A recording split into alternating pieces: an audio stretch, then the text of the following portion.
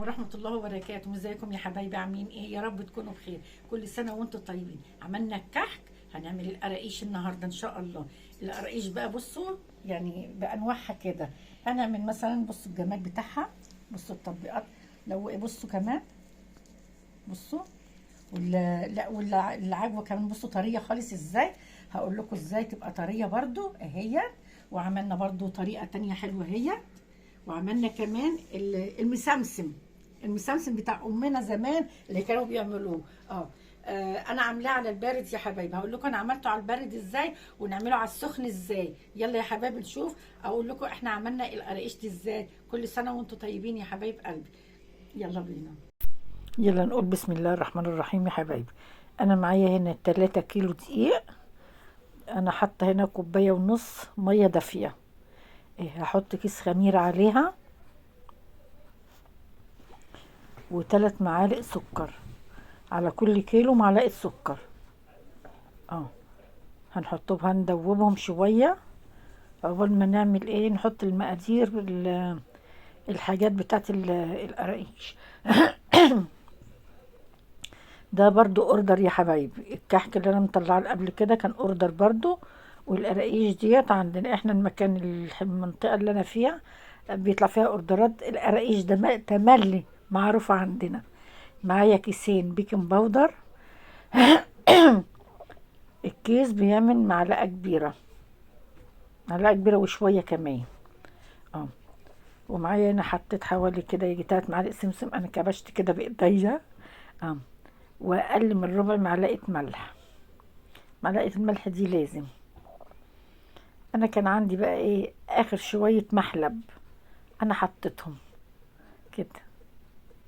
شويه صغيرين كده، قلت ما احطهم هي تيجي معلقه كبيره.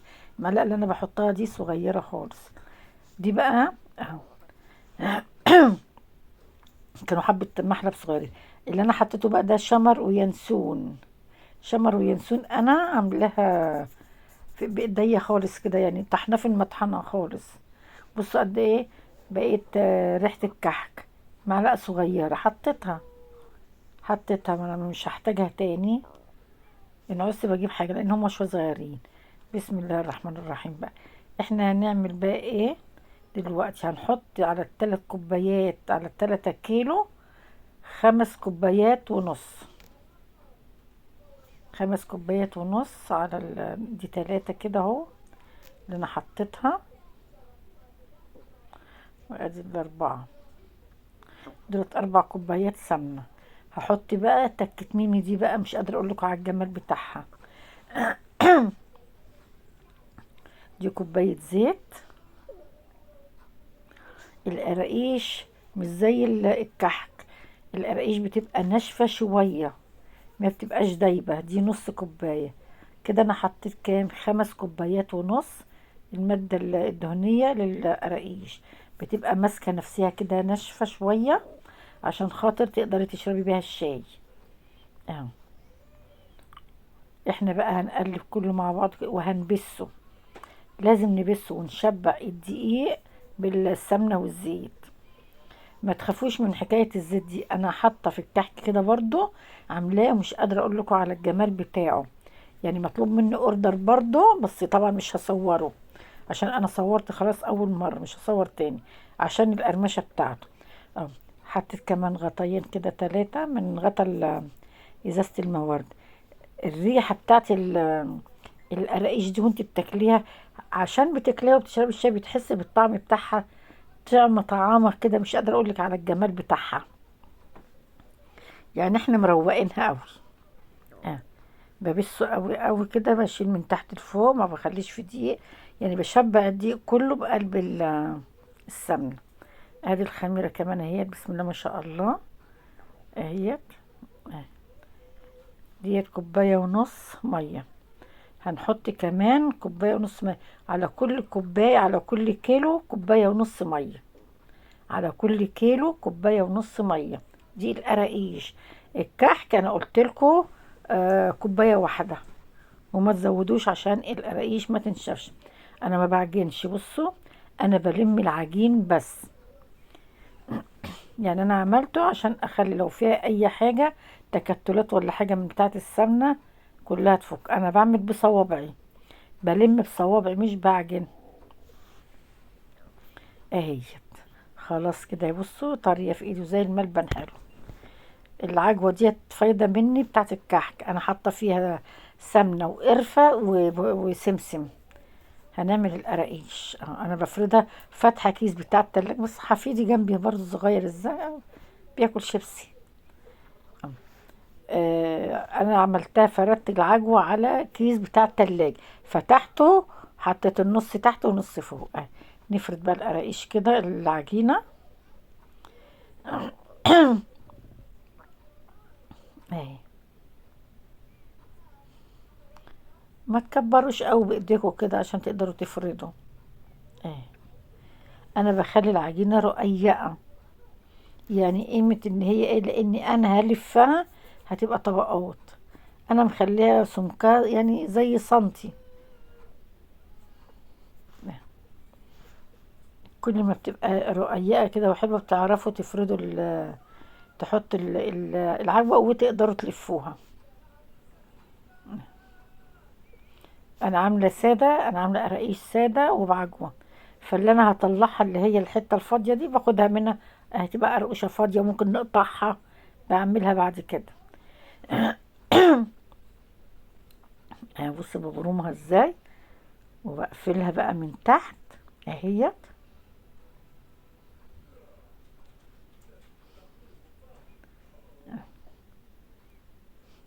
الاسعار يا حبايبي انا سايباها حطاها على الفيسبوك، اللي عايز اي اوردر، عايز اي حاجه يتصل بالتليفون، وسايبه الرقم اهي. انا بخلي القفله من تحت. اه،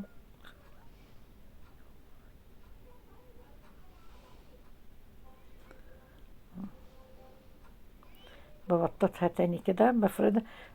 برمتها عشان ما يبقاش فيها هوا، يعني بفرغها من الهوا خالص. لازم تتفرق يعني تبرميها كده لورا لقدام والقدام لورا، عشان ما يبقاش اي فيها تفرغات.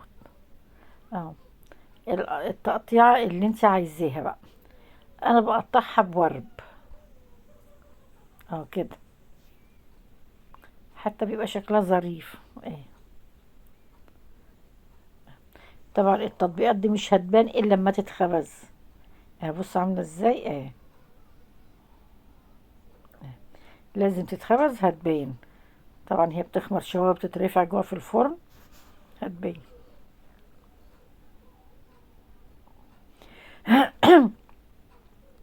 بعيد تاني، انا عايده في الكحك اللي هو عاوز يعمل الكحك على البارد وعلى السخن.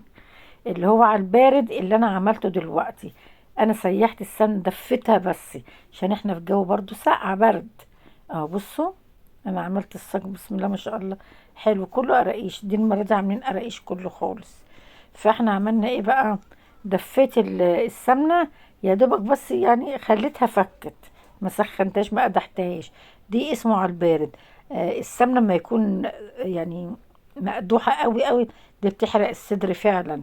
في ناس تقدر يعني ما تيجي تاكل تقول صدري حرقني، ما اقدرش اكل غير كحكايتين، لكن ده انت تقدري تاكلي اتنين وتلاته وعشرة من البارد اللي انا عاملاه ده. ديت البصمه اللي هي بتاعت القطايف دي.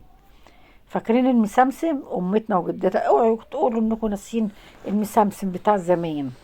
امي وجدتي الله يرحمها، كانت امي تعمل لنا المسمسم دوت، اللي هو زي القطايف كده، كانت بتحشيلهن ملبن وعجوه، كنا بنحبه قوي قوي. كنا دايما البلد اللي احنا فيها دايما كانت مشهوره بالمسمسم. بس انا يعني حاسه ما بقاش حد يعمل المسمسم ده زي الاول، بيستسهلوا القراقيش وخلاص.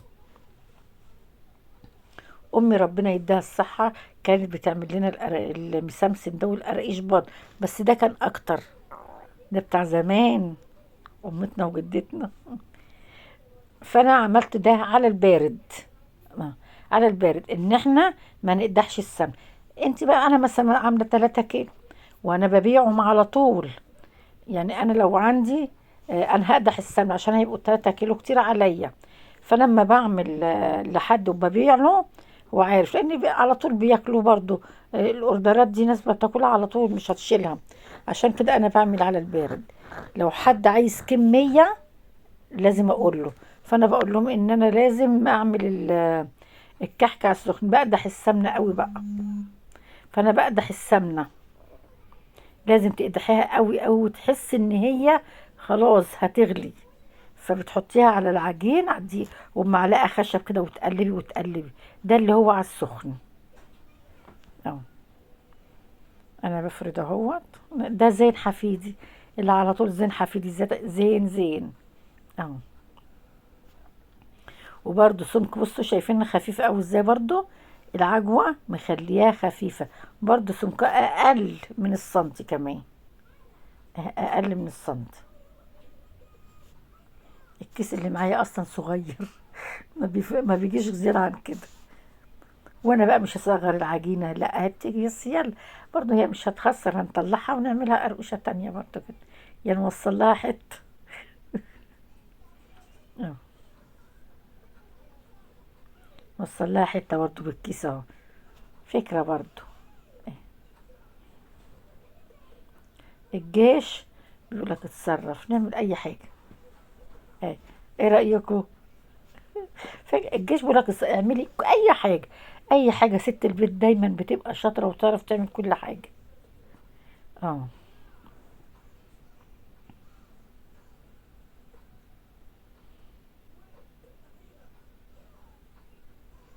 نشيل الحتت الزيادة عشان ما تتحرقش من قلب لانها في الفرن تتحرق. بنداري بقى احنا بنقفل ازاي قوي. اه.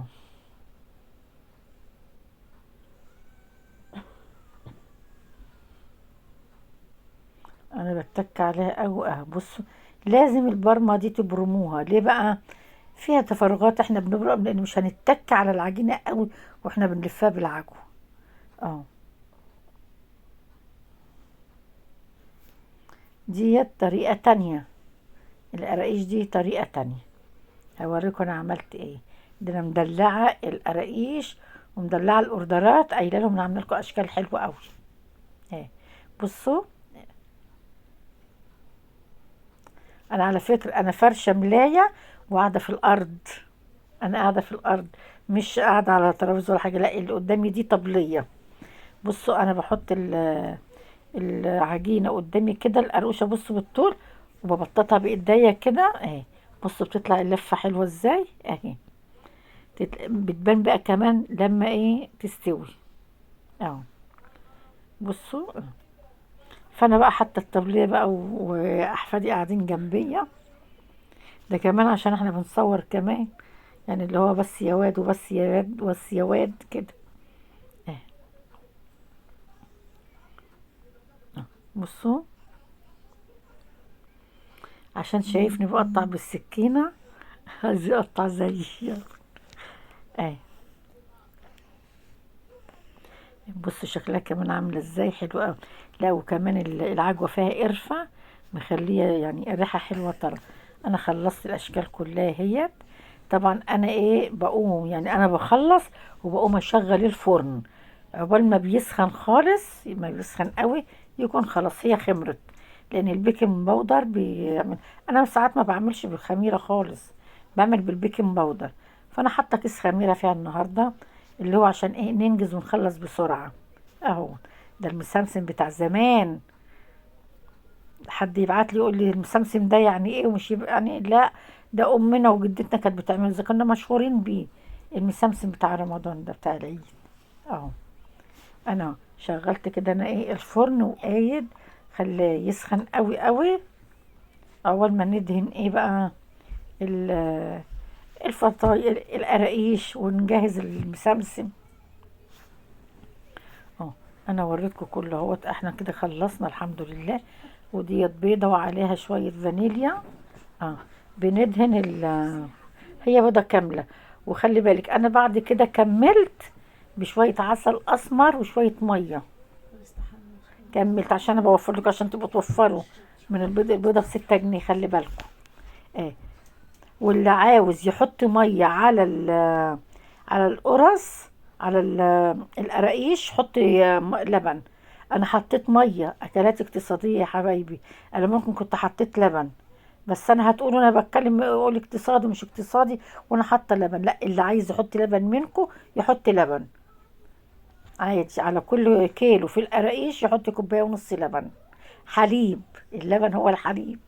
عشان في ناس يقولك ايه اللبن ده. ناس من تركيا اصدقائي يسالوني ايه اللبن، اما بقول لهم طب ما تقول الحليب اهو. بصوا بعد ما خلصنا يا حبايبي اهو، بصوا الجمال اهي. اهو بصوا بقى الطبقات باينه عامله ازاي بعد ما اتخبزت اهي. ده اللي مدهون بالعسل الاسمر والميه، اللي هو الاحمر قوي ده. وده بالبيض، ده عملناه بالبيض. اه، هي بس الكاميرا جايباه كده هو محمر شويه، محمر يعني. اه، ادي الجمال واحنا خلصنا اهوت. كل سنه وانتم طيبين يا حبايبي اهو. بصوا الكحك او القراقيش لو عايزينه على البارد زي ما انا عملت. على السخن يبقى انتوا هتسخنوا السمنه وتقدحوها قوي يا حبايبي اهي. خلوا بالكم بس كل سنه وانتم طيبين يا حبايبي. ان عجبكم الفيديو متنسوش الاشتراكات واللايكات. السلام.